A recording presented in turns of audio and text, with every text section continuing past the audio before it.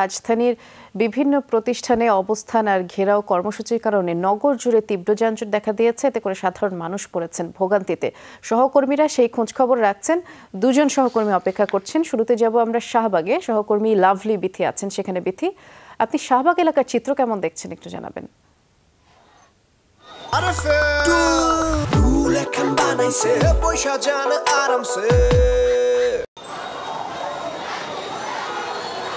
বৃষ্টির শাহবাগে সকাল ৯টা থেকে কিন্তু এই এরিয়াতে কিন্তু সড়কের এক পাশ বন্ধ করে কিন্তু দুইটি প্রতিষ্ঠান, দুটি সংগঠনের মানুষ কিন্তু আন্দোলন করছে। শাহবাগ থেকে টিএসসি যাওয়ার যে রাস্তা, সরু যে রাস্তাটি, তার এক পাশ শুরু থেকেই বন্ধ ছিল ৯টা থেকে। এরপর আরেকটি সংগঠন তারা আন্দোলন করছে আরেক পাশ, অর্থাৎ রাস্তাটি খুবই সরু হয়ে গেছে। আপনি দেখতেই পাচ্ছেন আন্দোলন চলছে, আবার একই রাস্তা দিয়ে যাওয়া আসার গাড়ি চলছে।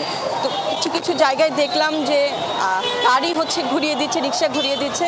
তো যাদের জরুরি কাজ আছে, যেহেতু শাহবাগ মোড়েই বিএসএমএমইউ হাসপাতাল, তো অনেকে হাসপাতালের উদ্দেশ্যে টিএসসি থেকে হেঁটেই রওনা দিয়েছে, বা বিভিন্ন যে জায়গাগুলোতে জ্যাম বেশি, কিছু দূর হেঁটে হেঁটে তারা তাদের গন্তব্যস্থলে যাচ্ছে।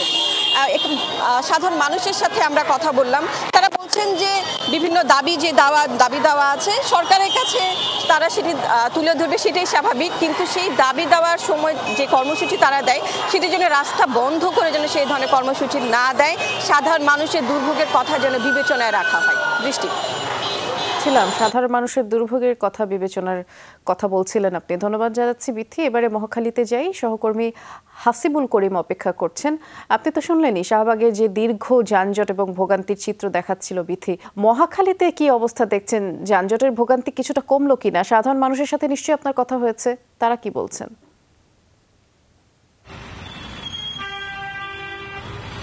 বৃষ্টি, এই মুহূর্তে আমি রয়েছি রাজধানীর মহাখালী এলাকায়। সকাল থেকেই কিন্তু আমি রাজধানীর বিভিন্ন রাস্তা ঘুরেছি।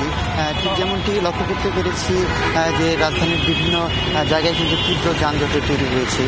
আমি বিভিন্ন সাধারণ মানুষের সাথেও কথা বলেছি, তারা যেমনটি জানিয়েছেন যে রাজধানীর বিভিন্ন গুরুত্বপূর্ণ পয়েন্ট, শাহবাগ, প্রেস ক্লাব, পল্টনে কিন্তু প্রয়োজনীয় গুরুত্বপূর্ণ পয়েন্টে কিন্তু তারা বিক্ষোভ সমাবেশ করছেন। তার ফলশ্রুতিতেই কিন্তু এই যানজটের তৈরি হচ্ছে। সাধারণ মানুষের সাথে কথা বলে যেমনটি জানতে পেরেছি, অনেক কর্মজীবী মানুষ যারা এই যানজটের কারণে সঠিক সময়ে তারা তাদের গন্তব্য কর্মস্থানে পৌঁছতে পারছেন না। শ্রমজীবী মানুষদের সাথে কথা বলেছি, তারা বলেছেন যে তাদের প্রতিদিনের রোজগারের ব্যবস্থা কিন্তু কমে যাচ্ছে। এছাড়াও গাড়ির চালকদের সাথে আমরা কথা বলেছি, তারা যেমনটি জানিয়েছেন যে তারা ঘন্টার পর ঘন্টা রাস্তায় অপেক্ষা করতে হচ্ছে। সাধারণ মানুষের দাবি খুব দ্রুতই যেন এই ধরনের সমস্যাগুলো উত্তরণ করা সম্ভব হয়, এবং সাধারণ মানুষের কথা জানায় তারা বিক্ষোভ সমাবেশকারীরা যেন চিন্তা করে বিক্ষোভ সমাবেশগুলো দেয়, এবং রাস্তায় যেন বাধাবিঘ্ন তৈরি না করে তারা এই ধরনের কর্মসূচি পালন করে। এছাড়াও